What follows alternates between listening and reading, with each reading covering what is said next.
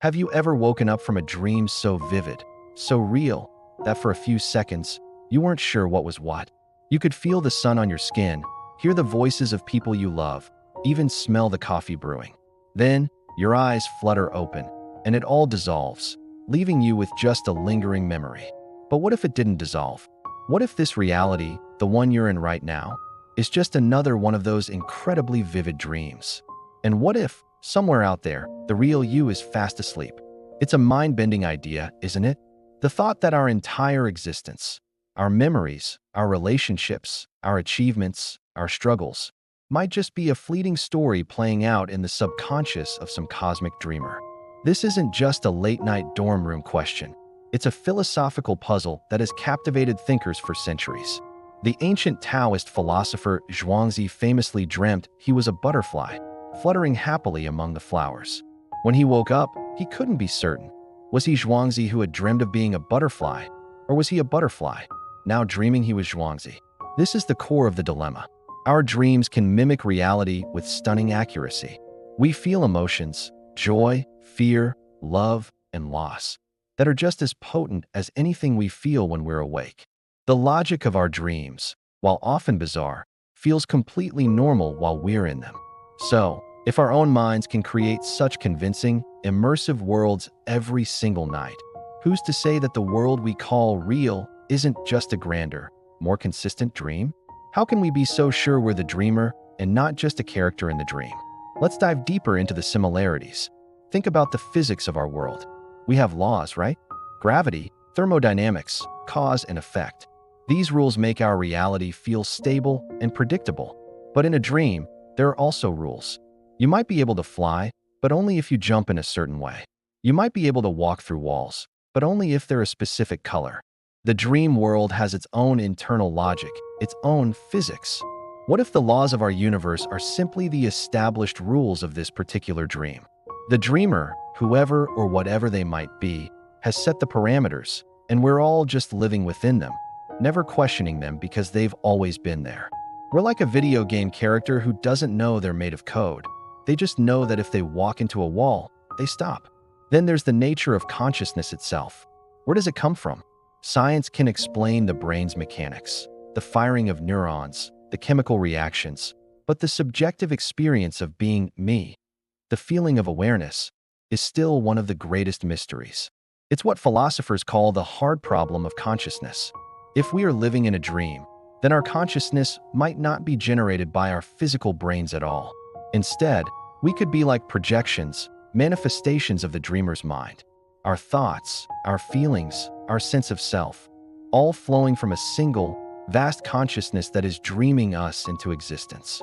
In this view, we are all connected, not just metaphorically, but literally, as different facets of the same dreaming mind. We are the thoughts of a sleeping god. This idea echoes in many ancient spiritual traditions.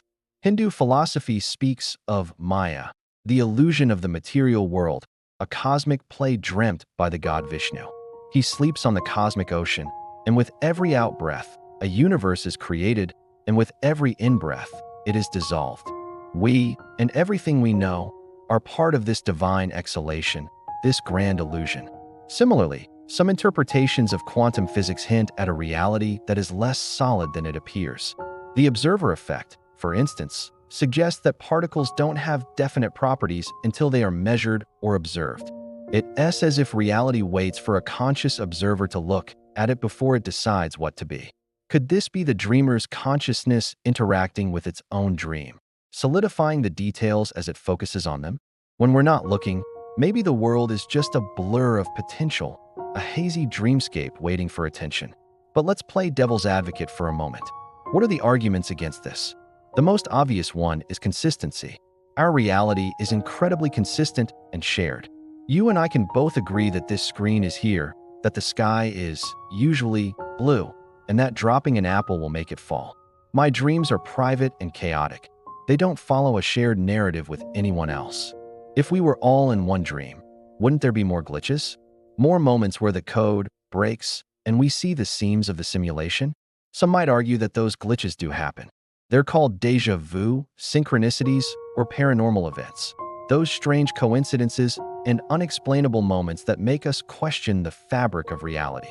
Maybe these aren't glitches, but features, little winks from the dreamer. Another strong argument for a base reality is pain and suffering. Why would a dream contain so much hardship? If it's all just a mental construct, why wouldn't the dreamer make it a paradise? Perhaps the dreamer isn't in control.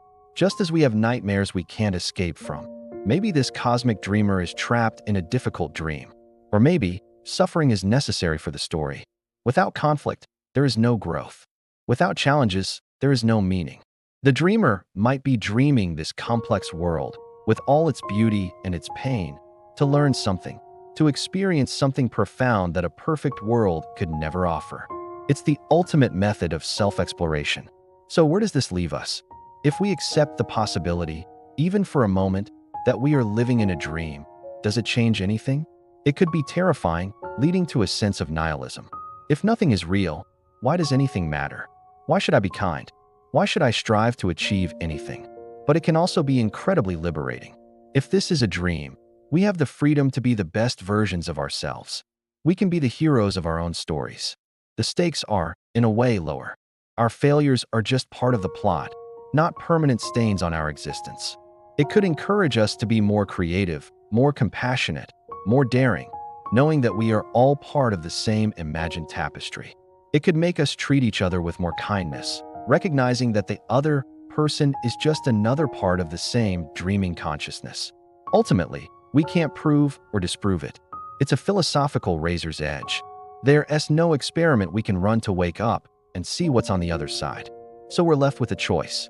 We can dismiss the idea as pure fantasy and focus on the tangible world we know. Or we can embrace the mystery. We can live with the profound and humbling possibility that our existence is far stranger and more magical than we can comprehend. Maybe the point isn't to find a definitive answer. Maybe the point is to ask the question. By questioning the nature of our reality, we open our minds to wonder. We start to see the world not as a mundane collection of objects and events, but as a potential work of art, a grand narrative unfolding. We start to appreciate the little details, the beauty, the strangeness, the very fact that we are here, aware and experiencing it all.